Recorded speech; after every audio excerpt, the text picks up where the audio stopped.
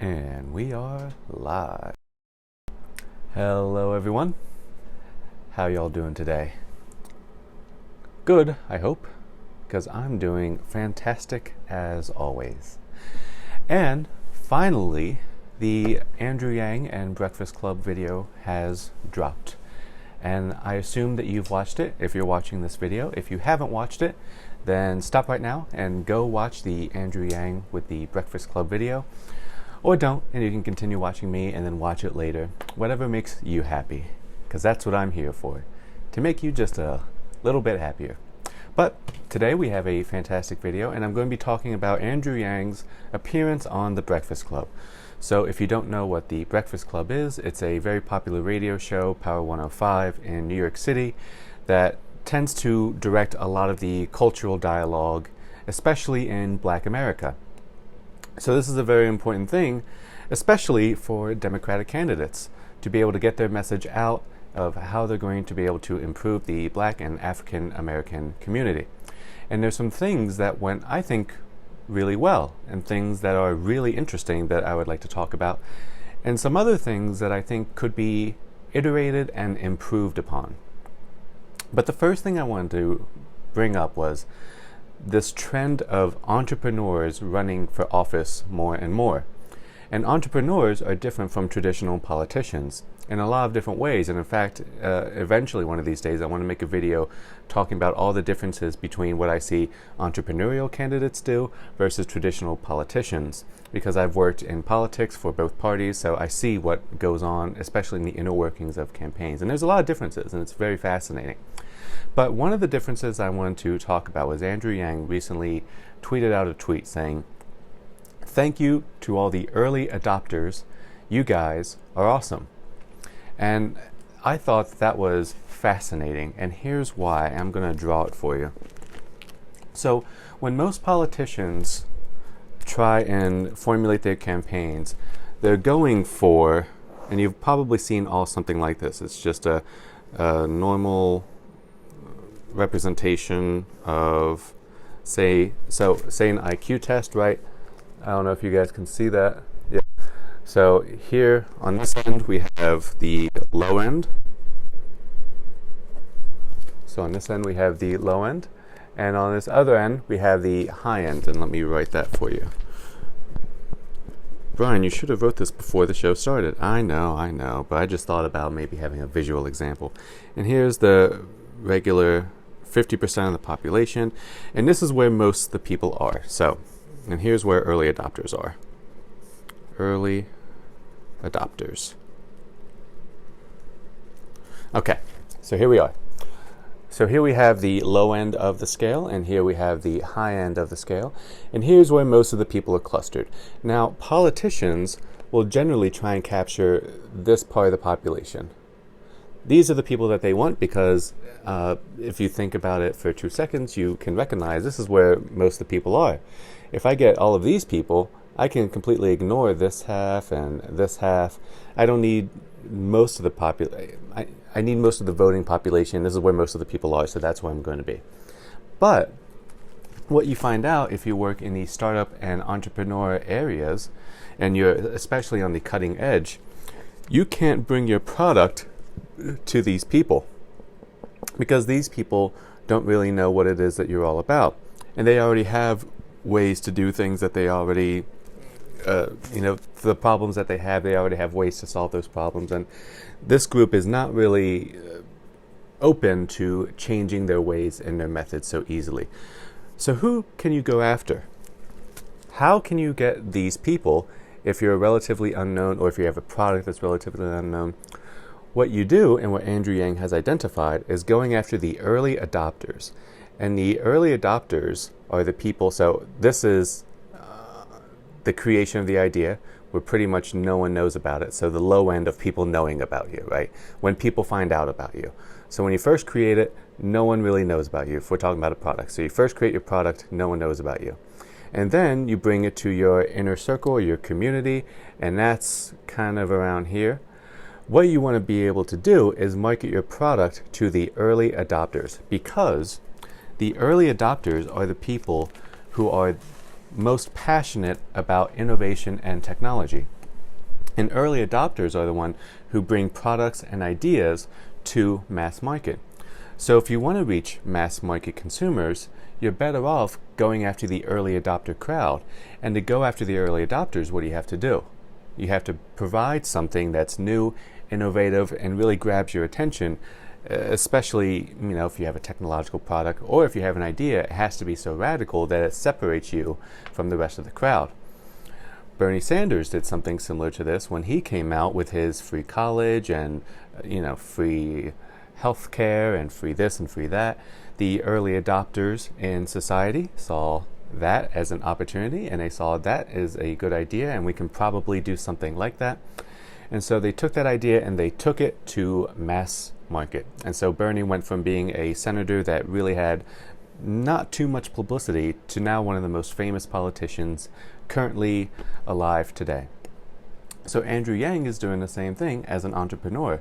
Using his entrepreneurial instincts, he's going after the early adopters because he knows the early adopters are going to be bringing his ideas and bringing his platform to mass market. And we can already see, like, the people who watch Joe Rogan probably are more inclined to be early adopters. And Joe Rogan was the inflection point. It could be, I don't know if that's product market fit necessarily, and we'll talk about what product market fit means, but essentially it's the idea that that's when you know that your product has reached mass market, and that's when you see 10x or 100x growth. So I don't know if the Joe Rogan podcast was the moment of product market fit with his ideas, but whatever it is, he found the early adopter market, and the early adopters, we can see right now, early adopters are on 4chan. The earliest adopters of internet meme culture, they're all on 4chan. And we can see the early adopters taking his ideas and bringing them to mass market. And it won't be long until we see a lot more news and media, and especially TV and big media, not just blogs and not just articles on different news sites, but big media talking about Andrew Yang. That's going to be coming very soon. And we're already seeing some articles trickle in, but mostly it's from just a columnist who happens to be up to date, a columnist who's also an early adopter. But soon we'll see the rest of the market start to consider Andrew Yang's ideas. And if that happens, then his whole campaign is a success from at least his own criteria. Because I think his main criteria was to get people talking about what we're going to do with automation and with job loss and things concerning that nature. But to get to the video, there are examples of good persuasion and bad persuasion. And I'll talk about the good first. I like talking about good. I like being positive. It's fantastic. So there are some examples of good persuasion. Sip of water. One of the examples of good persuasion is he uses, and I wish he would do it more, but when he uses highly visual examples. So whenever you're trying to convince someone or persuade someone, if they can mentally picture the thing that you want them to be convinced of, it's going to be a much easier time. So using highly visual examples is a thing that you want to do. And one of my favorite visual examples was the bathtub analogy. So when he was talking about how he worked in the Obama administration or got recognized by the Obama administration, he was being recognized for creating a whole bunch of jobs using, his venture capital background. And he knew, according to his own words, that this was similar to taking a whole bunch of money and water and throwing it into a bathtub that had a hole in the bottom of it. So you're filling up the tub with water, but there's a hole. There's a fatal flaw in the whole design and what you're doing that's going to make everything that you're doing completely irrelevant. Now that can be a highfalutin concept, but if you describe it as a bathtub full of water with a hole in the bottom of it and you just keep pouring more water into it, that can be a pretty good example. It's a good representation of what he's talking about. Now it's not an analogy. Analogies are bad for persuasion. They are generally pretty useless, and the person who talks about that the most is Scott Adams. And if you want to learn about why analogies are bad forms of persuasion and just a bad method of persuasion, you should probably reference Scott Adams for that. But what does work are examples. Examples work very well. So if you can take the thing that you're talking about, and that's what analogies are good for, it's for representing a new idea for the first time. So if I was going to try and describe a zebra, and you asked me what is a zebra, I would say, well, a zebra is like a horse, but it's got white and black stripes on it. But, no matter how much that's similar and how much that's true, it doesn't make a zebra a horse. So analogies are not useful for persuasion, but they are useful for explaining new concepts for the first time. Another visual example, it's not exactly visual, but I really enjoy how he does this, is when he talks about we're going to give everyone $1,000 a month. Or when he talks about his freedom bucks, we're going to give everyone 100 freedom bucks and they can donate that to the candidate of their choice. I like using the word bucks instead of dollars, because when I think of dollars, I think in highly financial terms, like my bank account. I have $100 and it's more of a digital form of currency. So I have $100, that means there's a 100 in my bank account. But when I think of bucks, $100, I'm thinking of bills. I'm thinking of dollar bills and $20 bills and $100 bill. $100, I like the sound of that. And when he talks about the $1,000 that he's going to send out, he says, one thing that the government is really good at is writing checks. So what we're going to do is we're going to write a $1,000 check and we're going to mail it out. I like that. That's very good visual persuasion, because I can see myself going to the mailbox and getting my $1,000 check.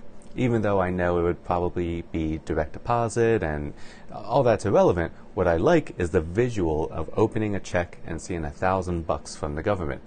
So that visual persuasion and that visual example, I think, is highly effective. But there is one area where, and this really jumped out to me, where it was bad persuasion.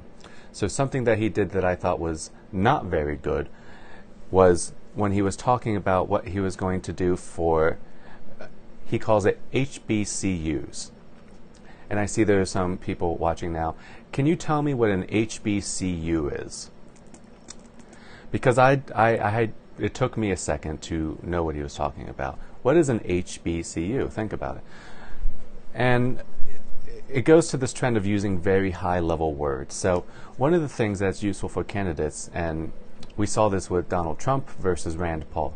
Rand Paul spoke at a 12th grade reading level or 11th grade reading level, something very high, almost college level reading level.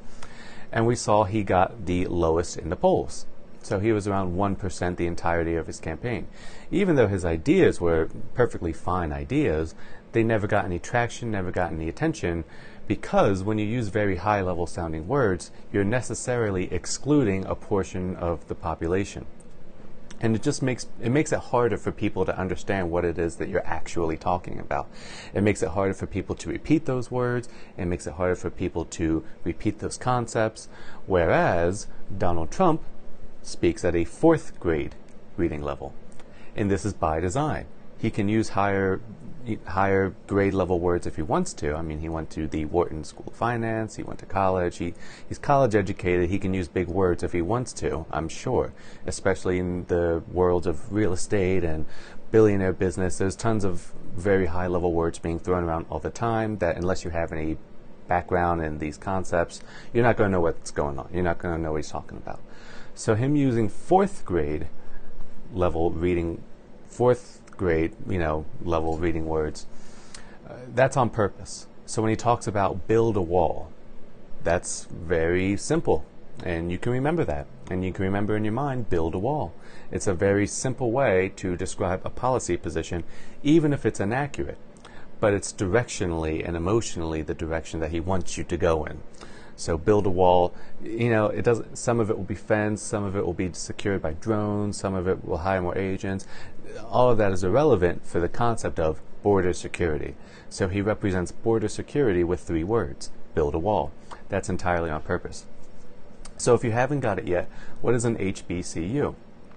It's a historically black college or university. That's what he should have said. Because when he was talking on the Breakfast Club about how he was going to help historically black colleges, he said, we're going to do a lot for the HBCUs. And I didn't know what he was talking about. I had to really think about it and think, what could it be that he's referring to? I thought it was something like H-1B with the immigration and the visas. I didn't know what that meant. But an HBCU is a historically black college. And I think that when you're talking to a segment of the population, especially on the Breakfast Club, you should be very explicit with what you're going to do to help historically black colleges. Because I think that's going to be a point that's missed, not because it's anyone's fault, it's just because you don't generally hear HBCUs or historically black colleges referred to like that. At least I don't. And even if you did, it's still better to use the longer word because it's just more clear, it's more explicit. And that's sort of a trend with, especially when he talks about economic issues. It can be something that a lot of people will miss if you don't have a background in finance and economics. A lot of the facts, numbers, and figures that he's bringing up can be very complicated. And it's simple for him because he comes from this background. And it's probably simple for his campaign staff because his campaign staff probably comes from a similar background. I'm of the opinion that he probably doesn't have much traditional political campaigners on his team yet. At least if he is, I haven't seen any evidence of that because they all hire from the same place. It's Jobs That Are Left. It's a Google group, and this is something that I know because I was inside of the campaign. So Jobs That Are Left is where a lot of the Democrats hire their campaign staff, and I haven't seen anything Andrew Yang on there. So my assumption is that most of his campaign staff are not traditional campaign people, at least not yet. So that's something that if I was Andrew Yang, that would be something that I would be looking at. Is how can I take these very complicated concepts and express them in the simplest form without losing accuracy? You still want to keep accuracy, especially emotional accuracy, but how can I express this in the simplest possible form? But even though that's the case, he's still highly effective persuasively, and that's talked about when he talks about he has raised more money than any candidate besides Bernie. That's pretty good, especially when Bernie is setting a record high amount of funding, which, as viewers of my videos and Periscopes know, I think Bernie's funding is going to be going on a downward trajectory from here on out. I think he's peaked, and we'll see if my prediction comes true. But if you're raising more money than everyone else, that's interesting. And it's interesting not just because you have more money to spend necessarily, but it's interesting because people are responding to the idea and taking action about it. Even though it's $1 or $100, the actual amount that they're donating is irrelevant. What is relevant, and what's very important to consider, is the fact that people are hearing his ideas, they're seeing his platform, and getting excited enough to take action about it. And that action is in the form of donating $1 or donating whatever. And that's something you have to pay attention to, because there aren't people, if he's raising more money than everyone else, starting from zero, starting from no political background and relatively little exposure, there's not people who are rushing to give Cory Booker any money. They're not rushing to give Kamala Harris any money. But they're rushing to give Andrew Yang money. And I think what he's doing with, I need 65,000 individual donors to get on the debate stage, that's pretty effective. And I think we see the evidence of that, but I won't spend too much on that. But I do want to point out the outsized reaction. An outsized reaction, if you want to know what that is, and this is really the coolest part, I'm saving the best for last. Maybe I should have put the best at the beginning, but I'm saving the best for last. So if you're still sticking around, I got a treat for you, because the best part of the entire video was the outsized reaction that Charlemagne the God gave. That's his name, Charlemagne. He's one of the DJs on the Breakfast Club. I'm a big fan of Charlemagne. I think he's great.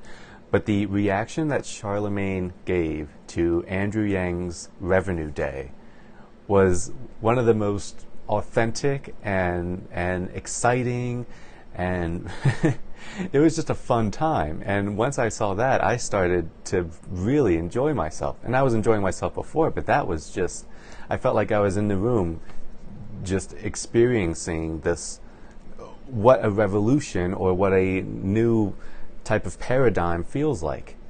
It's this oversized reaction. So when he talks about Revenue Day, he was talking about how tax day, instead of us being sad about having to pay taxes, we should be excited, and it should be a national holiday, and we should see how our money is affecting the government and affecting people's lives in positive ways, and we can select what a small portion of our taxes to go to a program that we like. And tax day being a great, festive occasion. And Charlemagne loves the idea. I'll let you see it for yourself, and I wouldn't do it justice, but he's pumped about the idea. And that type of outsized reaction is something that I think is typical of Andrew Yang.